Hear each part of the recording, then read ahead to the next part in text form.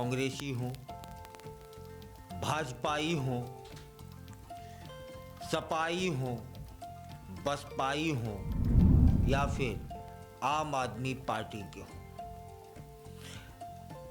लेकिन एक चेहरा याद दिलाता हूं। मेरा दावा है कि उस चेहरे को किसी भी परिधि में बांधा नहीं जा सकता। सभी को वह चेहरा याद होगा, याद आता होगा। ऐसा व्यक्तित्व था वो। आज मेरा मन है मैं बात करूं भारत के एक अद्भुत व्यक्तित्व सुषमा स्वराज जी का। वह गाहे बगाए हर किसी पार्टी से परे थी। वे ऐसा कोई व्यक्ति नहीं है, मैं दावा कर सकता हूं कि जो उन्हें याद ना करता हो, उनके व्यक्तित्व को याद ना करता हो, ऐसी थी। 1952 की बात है और 14 फरवरी थी। इसलिए आज 14 फरवरी है, तब लगा कि उन्हें याद करें और आप तो याद करते ही हैं। 14 फरवरी 1952 को हरियाणा के अंबाला में उनका जन्म हुआ था। वे ज्यादा राष्ट्रीय स्तर की राजनीति में सक्रिय रहीं। उन्होंने दिल्ली से, विदिशा से लोकसभा चुनाव जीता था। इसके अतिरिक्त वे कई बार विधायक भी रहीं हरियाणा से। सुषमा स्वराज जी को देश की सबसे मजबूत नेताओं में शुमार किया जाता था। उनके जीवन से जुड़ी कुछ खास बातें आज हम और आप मिलकर के कर लेते हैं, क्योंकि आज उनका जन्मदिन है। 14 फरवरी 1952 को जन्मी थी। 14 फरवरी है, आज याद करते हैं ना। सुषमा स्वराज जी के जो पिता राष्ट्रीय स्वयं संघ का एक हिस्सा हुआ करते थे, अर्थात संघ से वे बचपन में ही परिचित हो गई थी। वे छात्र नेता भी रहीं। वे एक मुखर वक्ता भी थी। उनकी कई योग्यताओं से उनकी पहचान अकेली नेता भर से नहीं थी। वह लोकप्रियता की सीढ़ियां हमेशा चढ़ती रहीं।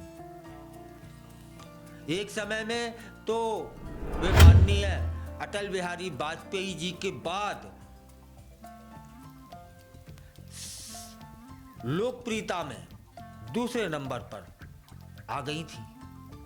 मतलब अटल जी का व्यक्तित्व तो देखिए, और उनके बाद यदि कोई खड़ा था तो वे थी सुषमा स्वराज जी। इसकी लोकप्रियता की शुरुआत आपातकाल के समय मुजफ्फरपुर से हो गई थी, क्योंकि याद होगा आपको, मुजफ्फरपुर में एक तरह से क्रांति ला दी थी सुषमा स्वराज जी ने। उस समय सुषमा स्वराज जी को युवा नेता के तौर पर जॉर्ज फर्नांडिस को जिताने की जिम्मेदारी दे दी गई थी। समझिए कैसा व्यक्तित्व होगा उनका कि जॉर्ज साहब को जिताने की जिम्मेदारी दी गई थी। कितनी लोकप्रिय रही होंगी सुषमा जी।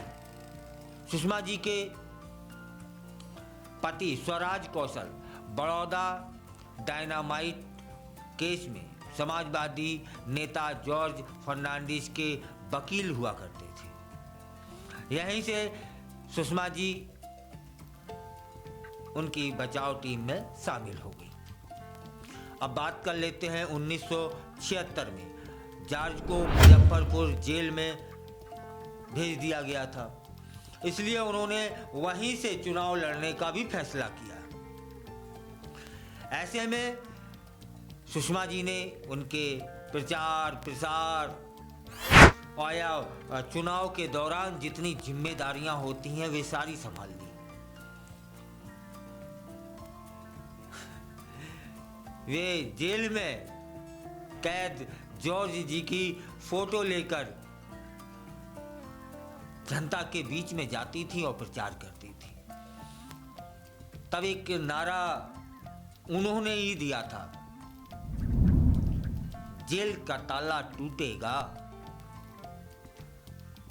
जॉर्ज हमारा छूटेगा। और यह नारा उस समय बड़ा लोकप्रिय हुआ। जेल में कैद जॉर्ज जी चुनाव जीत गए थे और चुनाव जीतने के पीछे उस समय एक ही शख्सियत थी, वह थी सुषमा स्वराज जी। और उस क्रांति के बाद सुषमा जी की एक नेता के तौर पर छवि बन गई थी।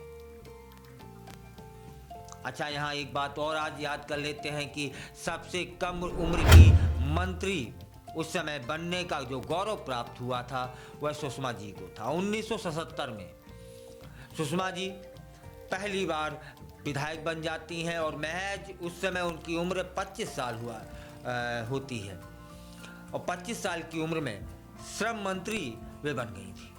2 साल बाद वे हरियाणा जनता पार्टी की अध्यक्ष भी बनी और 80 के दशक में भाजपा में शामिल हो गई।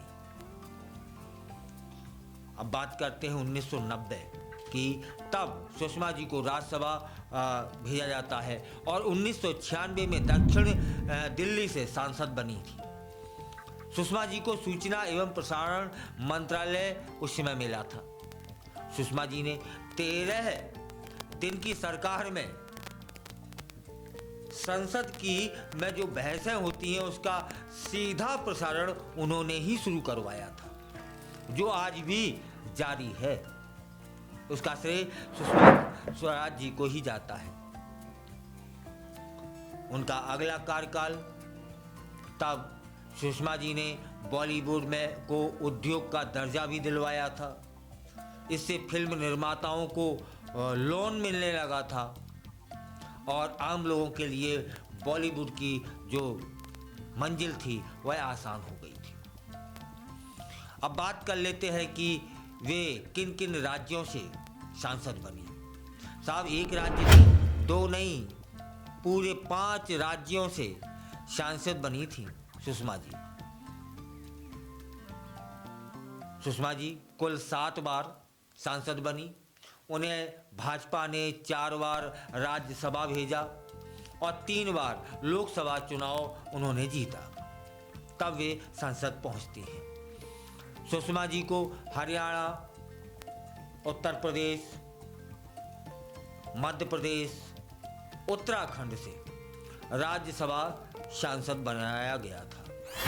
वहीं वह दिल्ली की दक्षिण दिल्ली सीट से लोकसभा सांसद बनी। वह मध्य प्रदेश की विदिशा सीट से भी 2 बार सांसद बनी थी। एवं कर्नाटक में उन्हें सोनिया गांधी के खिलाफ हार का भी सामना करना पड़ा था, इसे भी नहीं भुलाया जा सकता। वह हरियाणा, उत्तर प्रदेश, उत्तराखंड, मध्य प्रदेश और दिल्ली से सांसद बनी थी। ऐसी थी सुषमा स्वराज जी।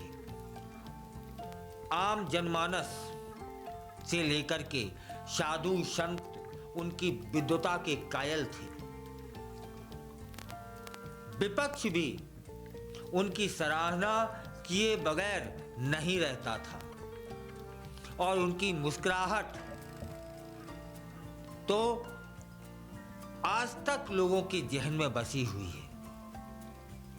संस्कृत के श्लोक वे धारा प्रवाह बोलती थी।